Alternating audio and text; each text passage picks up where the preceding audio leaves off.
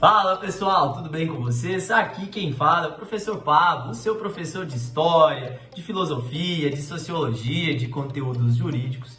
E hoje eu tô aqui para conversar, para falar um pouquinho com vocês a respeito de um tema que principalmente os meus alunos aí que devem estar me assistindo me pediram bastante para tratar, que é sobre o vestibular que vai acontecer agora, nesse próximo dia 25 de agosto, da famosa Universidade Federal de Uberlândia, a UFO, né? E nesse vídeo de hoje eu quero compartilhar um pouquinho das minhas percepções, das minhas impressões e da minha expectativa a respeito dessa prova, principalmente para a área das humanas, tá? Que é onde eu já acompanho esse vestibular aí há um bom tempo. Editor, solta a vinheta aí!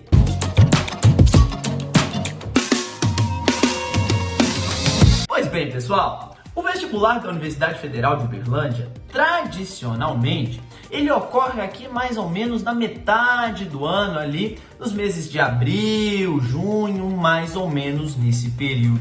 No entanto, esse ano, em razão das greves das universidades federais, o vestibular ele teve um adiamento, ele vai acontecer agora, em agosto, né? Um tempo maior aí para você, candidata, para você, candidato, poder se preparar um pouquinho mais para esse vestibular. São 88 questões na primeira fase e outras 22 questões na segunda fase que esse vestibular ele contempla, tá? Sendo que a primeira fase nós temos apenas questões fechadas, é o famoso marca-X. E na segunda fase a gente tem apenas questões discursivas, abrangendo aí 11 grandes áreas do conhecimento, dentre elas História, Filosofia, Sociologia, Geografia, disciplinas essas que eu costumo trabalhar junto aos meus alunos aqui dentro do pré-vestibular na cidade de Patos de Minas. E hoje eu tô aqui para falar um pouquinho com vocês a respeito das minhas impressões sobre esse vestibular, especialmente para a prova de Sociologia, para a prova de História e para a prova de Filosofia. Nós vamos conversar um pouquinho sobre as minhas impressões, as minhas expectativas para essas questões. Lembro a vocês que o que eu vou passar aqui é apenas uma expectativa, como o próprio nome diz, né? Apesar da falta aqui de cabelo, eu não tenho bola de cristal ainda. Que é isso, rapaz? Eu não consigo adivinhar não, né? É apenas uma análise que eu vou trazer para vocês, porque eu espero de como que a prova ela pode se desenvolver dentro dessas três questões. Combinado? Vamos começar aqui, pessoal, na prova de Sociologia. Vamos começar falando da prova de Sociologia.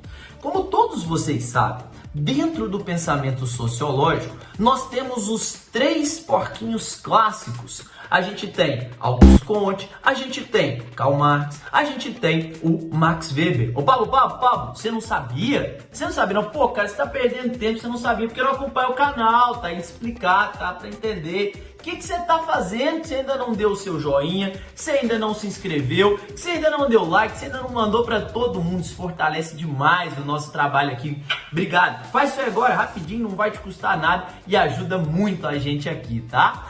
Como eu vinha dizendo, para você que já está acompanhando o canal, você sabe que nós temos os três sociólogos ditos clássicos do pensamento aqui da sociologia, que são esses três: Max Weber, a gente tem o Karl Marx e a gente tem o Émile Durkheim.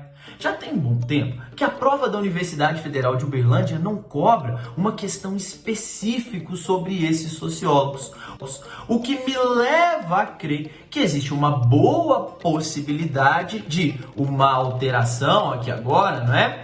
De voltar, melhor dizendo, a cobrar um desses três sociólogos. Se a Universidade Federal de Uberlândia deixou de lado um pouquinho esses sociólogos nas últimas provas e antes esses sociólogos vinham sendo cobrados, eu acredito, eu imagino que agora ele pode aparecer aí na sua provinha, tá? Vamos recapitular algumas coisas bem rapidinho, vapt-vupt, só pra gente lembrar. Karl Marx, materialismo histórico dialético, existência de duas classes sociais. Vocês que estão me assistindo, elite burguesa, e eu, um pobretário, não é? Dessa mesma cidade. Estou brincando, pessoal. Burguesia e proletariado. Essas duas classes sociais para o Karl Marx, elas vivem uma constante luta de classes. O que diferencia um burguês de um proletário? É ter dinheiro? Não necessariamente. A diferença entre um burguês e um proletário, para o Karl Marx, ela vai residir na posse dos meios de produção, ou seja, de uma empresa. O burguês, então, é aquele cara que detém um meio de produção, enquanto o proletário, ele vende a sua força de trabalho. E esses dois, eles têm interesses que são antagônicos. Não significa que essa luta de classes dá no âmbito da porrada, mas você não vai ver patrão e funcionário saindo na mão aí não, né, rapaz? Na verdade, essa luta de classes é uma luta ideológica, onde o burguês sempre vence o proletário, tá? Pablo, mas eu tenho muito mais proletários do que burgueses. Por que esses burgueses sempre vencem essa luta de classes? Por uma questão de ideologia. Para o Karl Marx, pessoal, a ideologia dominante é a ideologia de uma classe, então, dominante. Então, para ele, a burguesia, ela detém todo um aparato estatal, extra-estatal, que auxilia aqui para poder perpetuar o seu pensamento ideológico, tá?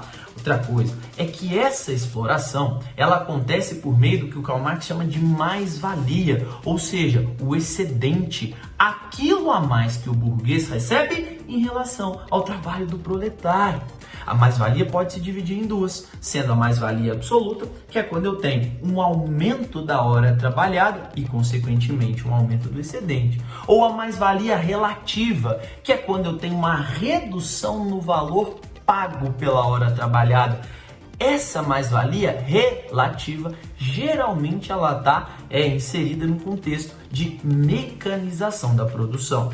Beleza? Então dê uma olhadinha aí, dê mais uma última estudadinha aí, Karl Marx. Outro cara é o Emile Durkheim.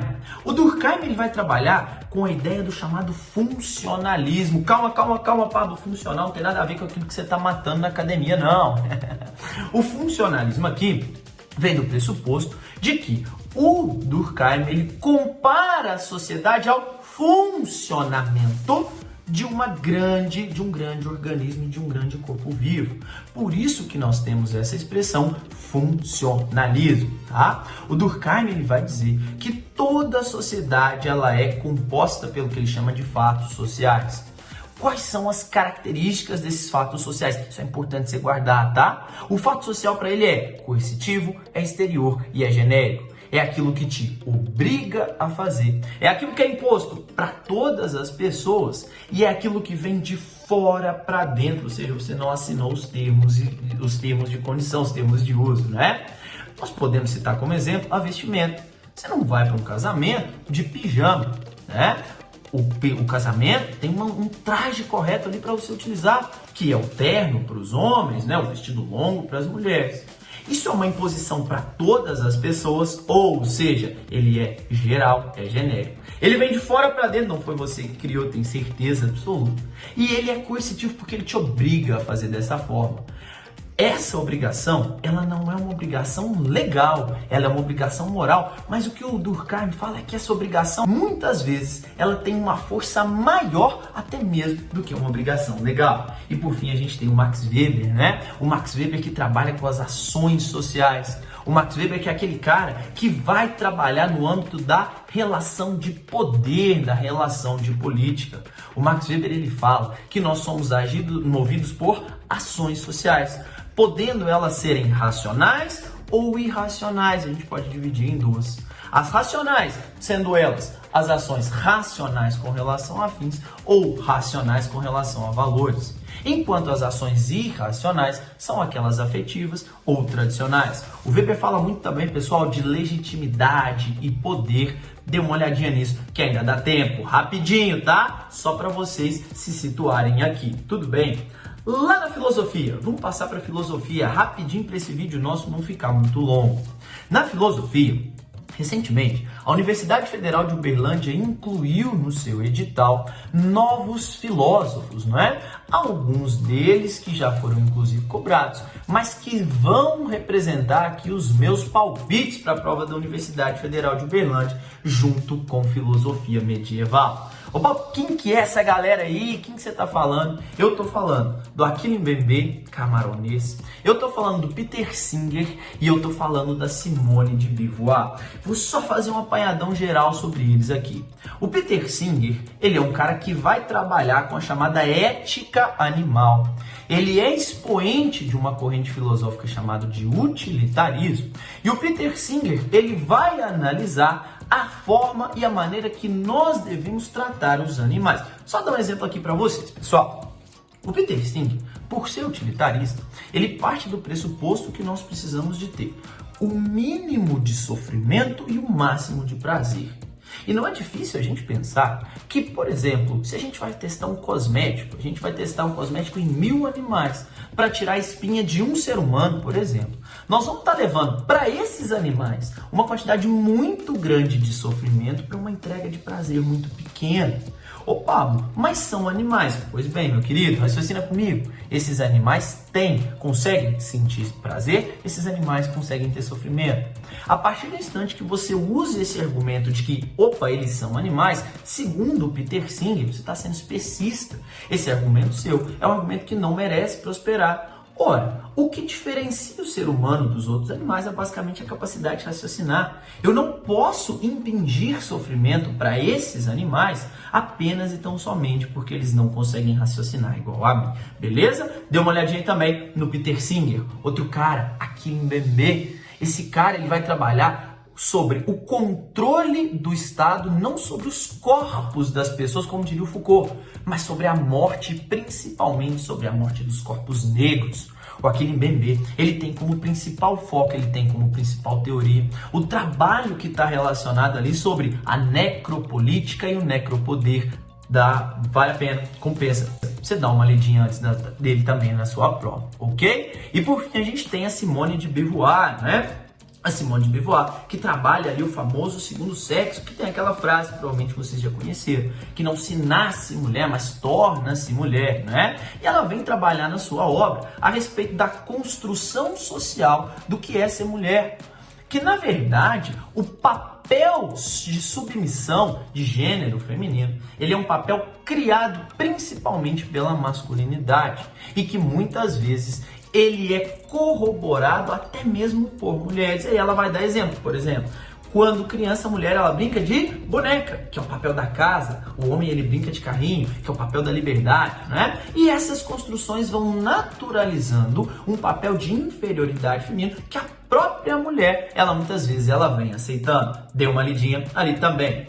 E por fim, pessoal, para o vídeo não ficar longo demais, em história eu tenho alguns palpites, tá? Era Vargas, geralmente o vestibular da Universidade Federal de Uberlândia cobra bastante reformas religiosas. E a gente pode aqui também, é um palpite pessoal meu, ter um link com atualidades, descolonização Ásia e África, principalmente aí pela questão do Hamas, tá? Convém vocês darem uma olhadinha também. Pessoal, recadinho final, só pra gente encerrar esse vídeo.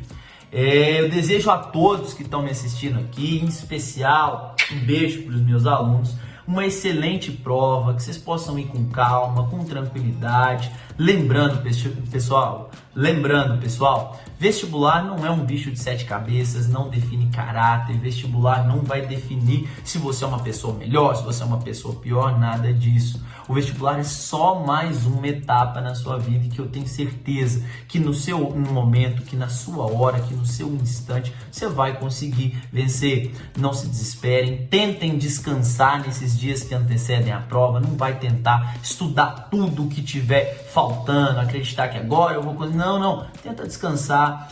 Acredite que seu trabalho foi bem feito, acredite que a sua preparação foi bem feita, acredite em você e dê o valor ao vestibular, o valor que ele merece, que é o valor de um vestibular, não é a definição da sua vida, não é a definição de que você é uma pessoa boa, de que você é uma pessoa ruim, de que você vai ter sucesso. O mundo ele vai muito além disso, tudo bem? Desejo a vocês uma excelente prova. Deixa aqui no comentário alguma dúvida, segue a gente lá no Instagram, manda mensagem que eu ainda respondo vocês, alguma questão mais específica que não deu tempo. Tô ficando por aqui, super beijo para vocês, excelente prova, fui!